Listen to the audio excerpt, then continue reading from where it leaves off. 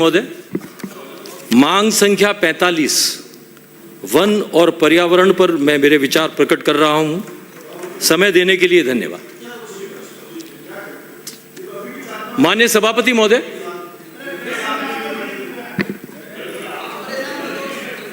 माननीय सभापति महोदय, माननीय मुख्यमंत्री जी ने हरित राजस्थान एवं पर्यावरण संरक्षण की ओर विशेष ध्यान दिया है। इस वर्ष ग्रीन बजट के लिए 33,476 करोड़ रुपए का प्रावधान किया गया है, जो गत बजट से 20% अधिक है। पर्यावरण और अर्थव्यवस्था एक ही सिक्के के दो पहलू हैं। यदि हम पर्यावरण को संरक्षित नहीं कर सकते तो हम स्वयं के अस्तित्व को भी कायम नहीं रख सकते। माननीय सभापति महोदय, जिंदगी में 3 चीजें सबसे जरूरी है। पहला है सेहत, दूसरा है खुशी और तीसरा है पैसा। और ये तीनों चीजें अगर हमें एक चीज में मिल सकती है तो वो है हरियाली, greenery. European physical journal data science में छपी 60 देशों के 90 शहरों में हुई स्टडी बताती है जिन टॉप 30 देशों में हरियाली ज्यादा है वे सेहत, समृद्धि और खुशी में भी शीर्ष पर हैं। ब्रिटिश हाउस होल्ड पैनल सर्वे द्वारा 10,000 लोगों पर 18 साल तक स्टडी हुई और इस स्टडी के मुताबिक जहां ज्यादा हरियाली होती है वहां के लोगों की मानसिक सेहत भी बेहतर होती है। दुनिया में सबसे ज्यादा हरियाली वाले टॉप 10 देशों में से 4 स्वीडन, नॉर्वे, आइसलैंड और स्विट्जरलैंड हेल्थ इंडेक्स में भी टॉप पर है। एक सर्वे के मुताबिक 95% लोगों ने यह कहा कि हरियाली में कुछ मिनट गुजारने से ही उनका मूड बेहतर हो गया है। 4-5 मिनट यदि हम प्रकृति को निहारने से हमारा गुस्सा, चिंता और दर्द कम हो जाता है। इसीलिए यह सत्य कहा गया है कि हरे भरे वृक्ष पथिकों को बैठने के लिए, भंवरों को गुंजार करने के लिए, पक्षियों को कलखल गान करने के लिए और कोयल को पीयूष वाणी बोलने के लिए विवश कर देते हैं। पेड़ पौधों का हमारी खुशियों से भी बहुत बड़ा गहरा रिश्ता रहा। दुनिया में टॉप 10 सबसे ग्रीन देशों में से 6 Finland, Denmark, Switzerland, Iceland, Norway, Sweden, ये वर्ल्ड के हैप्पीनेस रैंकिंग में भी 10 में से सब में टॉप पर है। हमारे देश में अगर हम देखें तो हमारे देश में ज्यादा पेड़ों वाले जो राज्य हैं वो हैं गोवा, दिल्ली, चंडीगढ़, कर्नाटक, केरल और पौंडीचेरी। और ये राज्य हैप्पीनेस रैंकिंग और आमदनी में भी ये अन्य राज्यों से ऊपर हैं तथा इन राज्यों की प्रति व्यक्ति जो आय है वो भी अन्य राज्यों से अधिक है। और सबसे कम ग्रीन एरिया वाले जो राज्य हैं यूपी और बिहार, इनमें ये अन्य राज्यों से आमदनी में हरियाली वाले राज्यों से नीचे हैं। माननीय सभापति महोदय, राजस्थान में अरावली पर्वतमाला से लेकर हर गांव और शहर में 2 हरे भरे पौधे तेजी से पनप रहे हैं और ये तेजी से फैल रहे हैं। हमारे सभी टाइगर रिजर्व्स में भी ये तेजी से फैल रहे हैं। ये पौधे हैं अंग्रेजी बबूल, जूली फ्लोरा और लेंटाना झाड़ी। अंग्रेजी बबूल आसानी से लगता है लेकिन तेजी से बढ़ता है और यह आसानी से नष्ट नहीं होता। इसके आसपास दूसरी वनस्पति नहीं पनप सकती। जैव विविधता को यह बिल्कुल समाप्त कर देता है। यह खराब मिट्टी में भी और सूखे क्षेत्र में भी जीवित रहता है। इसकी प्रकृति रेगिस्तानी और अर्ध रेगिस्तानी क्षेत्रों के लिए बहुत अनुकूल है। यह पौधा बहुत अधिक मात्रा में पानी का उपयोग करता है। इसके कांटे वन्य जीवों के लिए परेशानी बने हुए हैं तथा इसके कांटों से वन्य जीव घायल भी होते रहते हैं। ये जमीन को धीरे धीरे बंजर कर देता है और आसपास उगी घास को भी नष्ट कर देता है, जिससे वन्य जीवों को भी बहुत परेशानी होती है।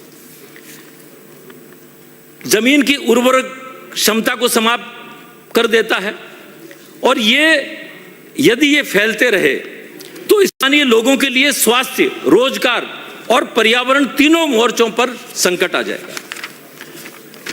माननीय सभापति महोदय, हमारी अरावली पर्वतमाला में लगभग 20% हरियाली अंग्रेजी बबूलों की है।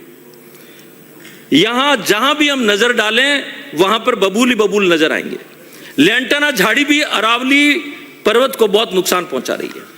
अंग्रेजी बबूल के लाभ की अपेक्षा नुकसान ज्यादा है। यदि समय रहते कोई ठोस कदम नहीं उठाया गया और नहीं रोका गया तो यह भविष्य में पूरे राजस्थान में केवल हरा रेगिस्तान हमें नजर आएगा, जहां पेड़ तो होंगे लेकिन ना छांव होगी ना जीवन होगा।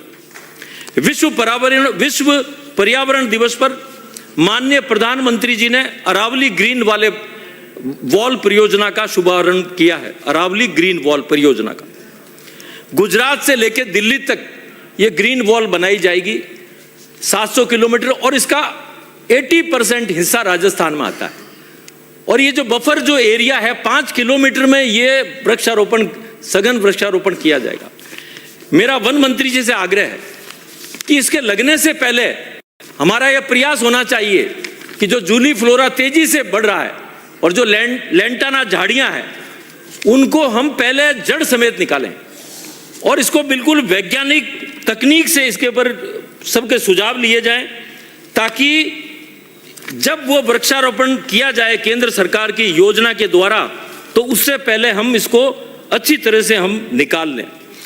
इसके अलावा मेरा माननीय वन मंत्री जी से मेरा आग्रह रहेगा कि आपके विभाग के अलावा ग्रामीण पंचायत राज, राजस्व विभाग और इसके जो हमारे जो शहरों गांवों के अंदर जो ये अंग्रेजी बबूल फैल रहा है तेजी से, इसको नष्ट कराने के लिए एक 3 वर्षीय कोई ऐसी योजनाएं आप बनाएं जिससे कि ये इनको पूरी तरह से इनको हम नष्ट किया जा सके। माननीय सभापति महोदय, हमारा राष्ट्रीय पशु बाघ टाइगर शक्ति और साहस का प्रतीक है। बाघों की संख्या प्रदेश में लगातार बढ़ रही है। रणथंभौर आज देश की सबसे घनी आबादी वाला टाइगर रिजर्व बन गया है। अभी यहां 75 से अधिक बाघ हैं। वन मंत्री जी, इसके लिए वन मंत्री जी, सरकार एवं वन विभाग के संबंधित अधिकारी एवं कर्मचारी धन्यवाद के पात्र हैं। लेकिन एक चिंता का विषय है कि बाघों की संख्या अधिक होने से बाघों में खूनी संघर्ष की घटनाएं तेजी से बढ़ रही है। रणथंभौर टाइगर रिजर्व में इसकी जो क्षमता है वो है 55 से 60 टाइगर्स की, लेकिन यहां पर 75 से अधिक बाघ हैं। एक बाघ बाघिन के हिस्से में केवल लगभग 14 वर्ग किलोमीटर का इलाका ही आता है। विशेषज्ञों का मानना है कि अन्य टाइगर रिजर्व में इन बाघों को शिफ्टिंग किया जाना चाहिए। अतः मेरा सरकार से आग्रह है कि अतः बाघों को अन्य टाइगर रिजर्व जैसे Mukundra hills, Ramgarh Vishdhari, Dholpur Karauli tiger reserve में शिफ्ट किया जाना चाहिए।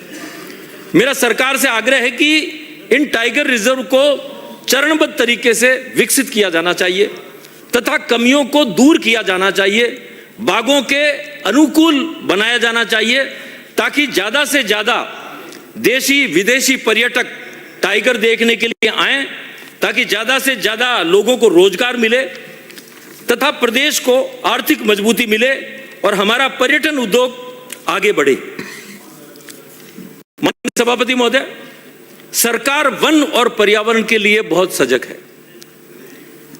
वर्ष 2047 तक प्रदेश में ग्रीन कवर बढ़ाकर 20% किए जाने का लक्ष्य लिया गया है। मिशन हरियालो राजस्थान के तहत 10 करोड़ पेड़ लगाए जाएंगे। लेकिन मैं वन मंत्री जी से यह मैं चाहूंगा कि कौन से पेड़ लगाएगा वन विभाग। मेरा वन मंत्री जी से आग्रह रहेगा कि वर्षा ऋतु में जब आप वृक्षारोपण करता है आपका विभाग, तो जहां की जैसी मिट्टी और जलवायु होती है उसमें स्थानीय वनस्पति को आप ध्यान रखें और वैसे ही पेड़ पौधे विभाग को लगाने चाहिए।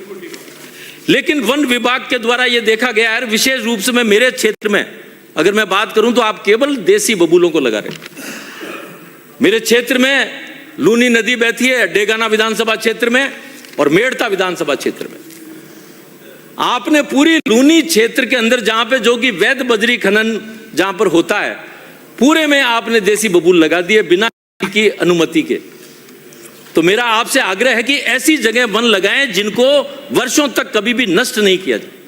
और मेरा आपसे आग्रह रहेगा कि जो लूनी नदी अजमेर से आती है, वो जो पुष्कर विधानसभा क्षेत्र है गोविंदगढ़, उससे वो मेरे क्षेत्र में आती है। वहां गांव है आलन्यावास ग्राम पंचायत, लाडपुरा ग्राम पंचायत, और उसके बाद में वो आगे मेड़ता में जाती है। मेरा आपसे आग्रह रहेगा कि उसके जो रिवर्स बेड हैं, वो जो तटबंध है, जो रिवर के दोनों तरफ आप वृक्षारोपण करिए। विधायक के नाते मैं भी आपका पूरा सहयोग करूंगा और इस तरह से पेड़ लगाए जिनको कभी भी नष्ट करने की हमारी नौबत नहीं आनी चाहिए कि हम उनको नष्ट किया जाए।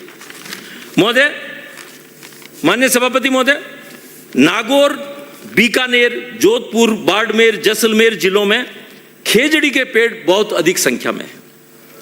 21 फरवरी 2026 को माननीय राजस्व मंत्री जी ने राजस्व की मांग के दौरान ये घोषणा की थी कि खेजड़ी के संरक्षण के लिए कानून लाया जाएगा, जो बहुत ही स्वागत योग्य है। प्रदेश में सोलर प्लांट एवं विकास के नाम पर खेजड़ी जैसे बहुउपयोगी वृक्षों की अंधाधुंध कटाई की जा रही है, जो पर्यावरण के लिए घातक है। खेजड़ी राजस्थान का राज्य वृक्ष है। इसे मरुस्थल का कल्प वृक्ष भी कहा जाता है। पश्चिमी राजस्थान में खेजड़ी ग्रामीण जीवन का अनिवार्य हिस्सा है। माननीय सभापति महोदय, अभी ताज ट्रेपेजियम में कुछ व्यक्तियों द्वारा 454 पेड़ काट लिए गए थे, जिसमें माननीय सुप्रीम कोर्ट ने यह निर्णय दिया और कहा कि बड़ी संख्या में पेड़ काटना मनुष्य की हत्या से भी बड़ा अपराध है। मेरा सरकार से आग्रह है और उसके ऊपर 1-1 लाख रुपए एक पेड़ की उन्होंने शास्ति भी लगाई। मेरा सरकार से मांग है कि जो इसका जो कानून बने वो सख्त कानून बनना चाहिए, उसमें दंडात्मक प्रावधान उसमें होने चाहिए, उसमें सजा का भी प्रावधान होना चाहिए। और मैं ये कहना चाहूंगा सरकार से, हर विकास योजना से पहले पर्यावरण प्रभाव मूल्यांकन अनिवार्य रूप से होना चाहिए। दूसरा मैं कहना चाहूंगा सरकार से, सोलर प्लांट्स की स्थापना ऐसे स्थानों पर की जाए जहां वैध जैव विविधता को कम से कम नुकसान पहुंचे। खेजड़ी के संरक्षण और संवर्धन के लिए ग्रामीणों को जागरूक किया जाए। पर्यावरण और विकास के बीच संतुलन बनाए रखना आज की सबसे बड़ी आवश्यकता है और सबसे बड़ी चुनौती है।